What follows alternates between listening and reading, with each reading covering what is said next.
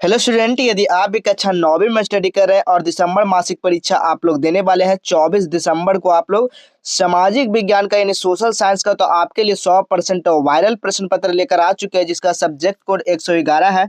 और समय जो टोटल मिलने वाला वो आपका मासिक परीक्षा में 1.5 घंटे का समय दिया जाता है। और यहाँ पर पूर्णांक पर बात किया जाए तो आपका 50 मार्क्स का आपका एग्जाम होने वाला है। ठीक है, ये 24 दिसंबर को आपका सोशल साइंस का परीक्षा होने वाला है जिसमें आपका 30 ऑब्जेक्टिव रहेंगे, जिसमें से आपको 24 ऑब्जेक्टिव का ही जवाब देना है। ठीक है, तो यहाँ पर देख सकते हैं 1 से लेकर 30 तक आपका ऑब्जेक्टिव है जिसमें से आपको 24 क्वेश्चन को ही अटेम्प्ट करना है बाबू। ठीक है, तो चलिए हम पूरा इसका बिल्कुल सही सही आंसर जानेंगे कि कौन सा आंसर किसका होगा। ठीक है, तो चलिए पहला क्वेश्चन देखिए क्या पूछा गया कि प्रथम विश्व युद्ध कब यानी कि आरंभ हुआ, यानी कि शुरू कब हुआ प्रथम विश्व युद्ध। तो सभी को पता होगा प्रथम विश्व युद्ध जो शुरू हुआ 1914 ईस्वी में हुआ। इसका राइट आंसर क्या होगा, तो ऑप्शन नंबर डी हो जाएगा। ठीक है, चलिए अगला क्वेश्चन देखिएगा बाबू। अगला क्वेश्चन क्या कह रहा है, द्वितीय विश्व युद्ध के द्वितीय जो विश्व युद्ध हुआ उसमें पहला आइटम बम जो है ना, आइटम बम कहाँ गिराया गया था, तो बिल्कुल याद रखिएगा हिरोशिमा पर गिराया गया था। तो इसका right answer option number A हो जाएगा। अगला क्वेश्चन है, जर्मनी को पराजित करने का श्रेय किस देश को है। देखिए जर्मनी का पराजित करने का श्रेय जो है ना आपको किसका है, तो फ्रांस का है, यानी कि फ्रांस को है। तो ऑप्शन नंबर यहाँ पर ये बिल्कुल राइट आंसर हो जाएगा। ठीक है, अगला क्वेश्चन देखिएगा बाबू, वर्साई की संधि फलस्वरूप निम्न में से किस महादेश का मानचित्र बदल गया। तो बिल्कुल आपको याद रखना यूरोप का। ठीक है, क्या हो जाएगा, यूरोप का। तो इसका right answer option number A हो जाएगा। अगला क्वेश्चन है, नाजी पार्टी का प्रतीक चिन्ह क्या था। नाजी पार्टी का प्रतीक चिन्ह जो हो जाएगा वो स्वास्तिक हो जाएगा बाबू। तो ऑप्शन नंबर यहाँ पर क्या होगा, बी बिल्कुल सही आंसर हो जाएगा। अगला क्वेश्चन देखिएगा, माइन कॉफ किसकी रचना है। माइन कॉफ जो है ना किसकी रचना है, तो बिल्कुल याद रखिएगा हिटलर का रचना है। तो ऑप्शन नंबर यहाँ पर क्या होगा, बी बिल्कुल सही उत्तर हो जाएगा। अगला क्वेश्चन है, जर्मनी का मुद्रा क्या है बाबू। आपसे पूछा गया है जर्मनी का मुद्रा क्या है, तो यूरो। अगर यूरो नहीं है तो आपका मार्क मार्क हो जाएगा। ठीक है, मार्क यानी कि ऑप्शन नंबर यहाँ पर सी बिल्कुल सही आंसर हो जाएगा। अगला क्वेश्चन देखिएगा, भारत का संविधान कब लागू हुआ। देखिए भारत में जो संविधान लागू हुआ कब हुआ। ठीक है, तो आपको याद रखना भारत में संविधान लागू हुआ कब, 26 जनवरी। ठीक है, 26 जनवरी 1950 में क्या हुआ, यहाँ पर भारत में संविधान लागू हुआ। कौन लागू किए थे, तो बिल्कुल याद रखिएगा डॉक्टर क्या थे, भीमराव अंबेडकर साहब। ठीक है, चलिए अगला क्वेश्चन देखिएगा, लोकतांत्रिक संविधान में निम्न में से कौन सा जो ना प्रावधान नहीं रहता है। तो कौन से इसमें से प्रावधान नहीं रहता है, तो शासन प्रमुख का नाम जो है ये प्रावधान नहीं रहता है। तो इसका right answer option number B हो जाएगा।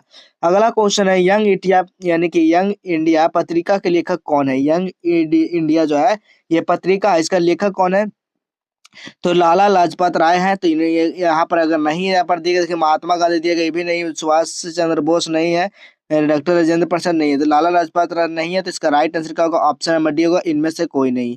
अगला क्वेश्चन है, भारत में किस प्रकार की शासन प्रणाली पाई जाती है। तो भारत में जो है लोकतांत्रिक राजतंत्र शासन प्रणाली पाई जाती है। तो ऑप्शन नंबर यहाँ पर ए हो जाएगा। अगला क्वेश्चन है, लोकसभा का चुनाव कितने वर्षों के अंतराल पर होता है। तो लोकसभा का चुनाव जो होता है वो 5 वर्षों पर होता है बाबू। तो ऑप्शन नंबर यहाँ पर क्या होगा, सी बिल्कुल सही आंसर हो जाएगा। अगला क्वेश्चन है, भारत में मतदाता सूची के नाम होने के लिए न्यूनतम उम्र क्या है।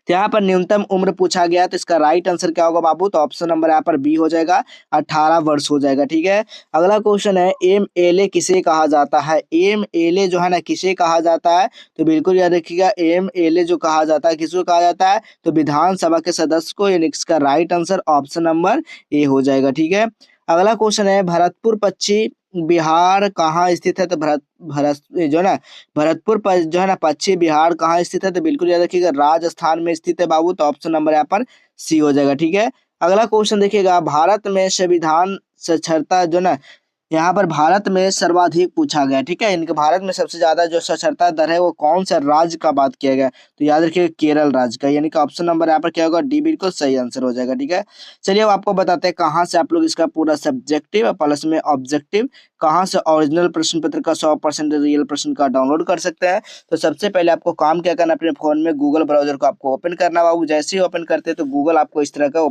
ओपन हो जाएगा। ठीक है, आपका फोन में गूगल होगा, उस पर क्लिक करिएगा तो इस पर सर्च क्या करना, आपको नालंदा हेल्प आपको लिखना है। ठीक है, जिस तरह से आपको बता रहे हैं उसी तरह से आपको सर्च करना है नालंदा हेल्प। जैसे आप लोग गूगल पे लिखेंगे उसके बाद आपको नीचे आ जाना। जैसे आप लोग नीचे आएंगे ना तो इस तरह का यहाँ पर साइट देखने को मिलेगा।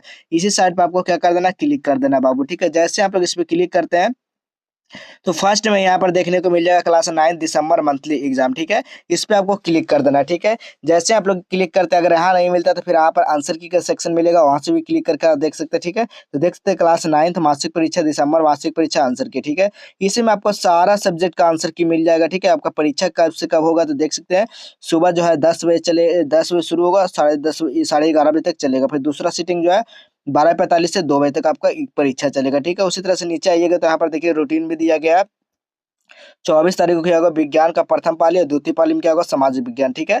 तो पर देख सकते हैं आपको, और नीचे जैसे नीचे आता है तो देखिए क्लास 9 हिंदी दिसंबर मंथली एग्जाम, यहाँ पर हिंदी का पूरा आंसर की मिलने वाला, ठीक है। जैसे आप लोग नीचे आओगे तो यहाँ पर देखिए सब्जेक्टिव क्वेश्चन का लिंक मिलेगा, ठीक है। यहाँ से सब्जेक्टिव क्वेश्चन का डाउनलोड कर सकते हैं। जैसे आप लोग नीचे आएंगे फिर संस्कृत का मिल जाएगा, फिर आपको साइंस का मिल जाएगा, फिर नीचे जैसे आएंगे तो सोशल साइंस का देखने को मिल जाएगा, ठीक है। देख सकते हैं यहाँ पर क्लास 9 सोशल साइंस दिसंबर मंथली एग्जाम, ठीक है। तो यहाँ पर आपका जो जितना भी ऑब्जेक्टिव का बिल्कुल सही सही आंसर है परीक्षा से पहले यहाँ पर अपडेट कर दिया जाएगा। और अगर आप लोग परीक्षा के बाद भी मिलाना चाहते हैं तो यहाँ पर आकर मिला सकते हैं। देख सकते हैं क्लास 9 सोशल साइंस सब्जेक्टिव।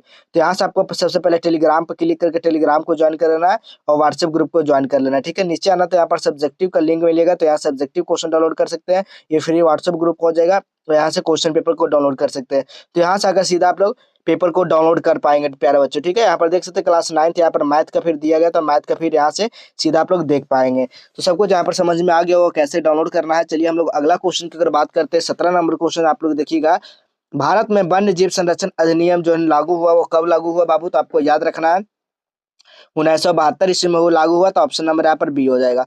अगला क्वेश्चन है, विश्व में सबसे अधिक वर्षा किस स्थान पर होती है। विश्व में सबसे अधिक वर्षा जो है ना किस स्थान पर होती है, तो याद रखिएगा मानसी राम में होती है। तो ऑप्शन नंबर यहाँ पर क्या होगा, सी बिल्कुल सही आंसर हो जाएगा। अगला क्वेश्चन है, भारत में दक्षिण पश्चिम मानसून का आगमन कब से होता है बाबू, तो बिल्कुल याद रखिएगा 1 जून से शुरू हो जाता है, यानी कि जून के पहला वीक से शुरू हो जाता है। तो ऑप्शन नंबर यहाँ पर बी हो जाएगा। अगला क्वेश्चन है, मैग्रोव वन कहाँ पाई जाती है, तो मैग्रोव वन का बात किया जा रहा है तो आपको याद रखना है पश्चिमी घाट में पाया जाता है। तो ऑप्शन नंबर यहाँ पर बी हो जाएगा। अगला क्वेश्चन है, भारत की औसत आयु संरचना क्या है। भारत की औसत आयु संरचना जो है ना वो क्या है, तो बिल्कुल आपको याद रखना है 64 पॉइंट क्या हो जाएगा 6, ठीक है, 64.6 वर्ष हो जाएगा।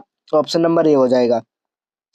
अगला क्वेश्चन देखिएगा, अम्लीय वर्षा सर्वाधिक प्रभाव कहाँ पड़ता है, तो कहाँ पड़ा है अम्लीय वर्षा से, तो बिल्कुल आपको याद रखना है असम घाटी क्षेत्र में, ठीक है। ऑप्शन नंबर यहाँ पर क्या होगा, डी हो जाएगा।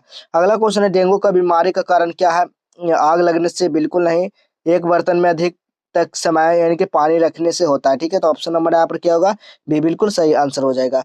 अगला क्वेश्चन देखिएगा, भोपाल में रासायनिक गैस रिसाव कब हुआ था। भोपाल में जो रासायनिक गैस रिसाव हुआ वो 1984 से में हुआ। इसका right answer option number A हो जाएगा।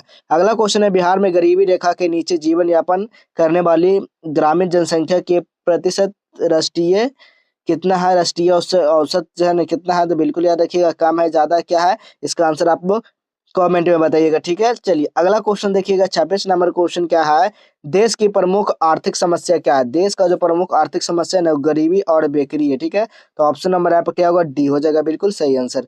अगला क्वेश्चन है, बिहार में पाई जाने वाले बेरोजगारी है। बिहार में पाई जाने वाले बेरोजगारी है क्या है, तो बिल्कुल याद रखिएगा चक्रीय है यानी कि सर्किल है। तो ऑप्शन नंबर यहाँ पर क्या होगा, बी बिल्कुल सही आंसर होगा। भारत की प्रमुख आर्थिक समस्या नहीं, भारत की प्रमुख आर्थिक समस्या नहीं है, क्या नहीं है, तो बिल्कुल इसका राइट आंसर बताइएगा, इसका आंसर क्या होगा, ठीक है। चलिए अगला क्वेश्चन देखिएगा, 29 नंबर क्वेश्चन, निम्न में से कौन प्राकृतिक आपदा के अंतर्गत आते हैं। प्राकृतिक आपदा के अंतर्गत क्या आते हैं, तो बाढ़ आते हैं। तो बिल्कुल ऑप्शन नंबर यहाँ पर सी बिल्कुल राइट आंसर होगा। अगला क्वेश्चन है, भारत के ग्रामीण क्षेत्र में पाया जाता है, क्या पाया जाता है, भारत के ग्रामीण क्षेत्र में क्या पाया जाता है, प्रच्छन्न बेरोजगारी पाया जाता है। तो इसका right answer option number C हो जाएगा। यहाँ पर देखिए खंड बा में क्या मिलेगा, यानी कि सेक्शन बी में आपका लघु उत्तरीय प्रश्न मिलेगा 1 से 10 तक, जिसमें से आपको 5 प्रश्न का जवाब देना। देख सकते हैं यहाँ पर सारा इसका प्रश्न उत्तर आपको कहाँ पर मिलेगा, तो वेबसाइट में मिलेगा। फिर आपको दीर्घ उत्तरीय प्रश्न मिलेगा 11 से लेकर 18 तक, जिसमें आपको 4 प्रश्न का जवाब देना है, ठीक है। तो यहाँ पर भी आकर कोई सा भी इसमें से प्रश्न का जवाब आप लोग दे सकते हैं, ठीक है। तो चलिए हम लोग इसी तरह मिलेंगे फिर हम लोग अगले नए नेक्स्ट क्लास में।